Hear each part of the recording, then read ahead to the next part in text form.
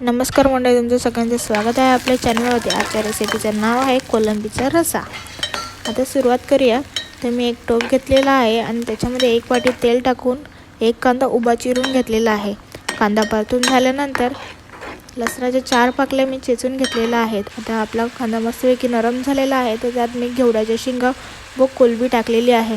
कोलंबी नीट साफ करून घ्यायची आणि 4-5 पाण्यात धुवून घ्यायची आहे। आता मी त्याच्यामध्ये चवीनुसार मीठ टाकलेलं आहे। चवीनुसार मीठ टाकून आपण ते थोडं 2 मिनिटं वाफेवरती शिजवून घ्यायची आहे। तर तुम्ही बघू शकता आपली कोलंबी लाल झालेली आहे, त्यानंतर त्याला पाणी सुटलेलं आहे। तर ते झाल्यानंतर आता मी 1 चम्मच हळद व 2 चम्मच मसाला टाकलेला आहेत। मसाला टाकून झाल्यानंतर सगळं मिश्रण मिक्स करून घ्यायचं आहे चांगल्या पद्धतीने। आता हे मिश्रण मी मिक्स करायला घेतलेलं आहे। हे मिश्रण मिक्स करून झाल्यानंतर मी याच्यात 2 वाटी पाणी टाकणार आहे। तर तुम्ही बघू शकता मी 2 ग्लास त्याच्यामध्ये पाणी टाकत आहे। तुम्हाला जर रस्सा सुका ठेवायचा असेल तर तुम्ही 1 वाटी पाणी टाकू शकता।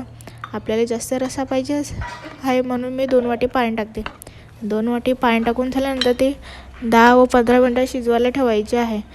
कोलंबी शिजून झाल्यानंतर ती तुम्ही सर्व करू शकता। तुम्ही घरी नक्की ही रेसिपी ट्राय करा आणि मला कमेंटमध्ये सांगा ही रेसिपी कशी होती। आपल्या चॅनलला लाईक शेअर सबस्क्राईब करायला विसरू नका आणि बेल आयकॉनवरती क्लिक करायला नक्की विसरू नका।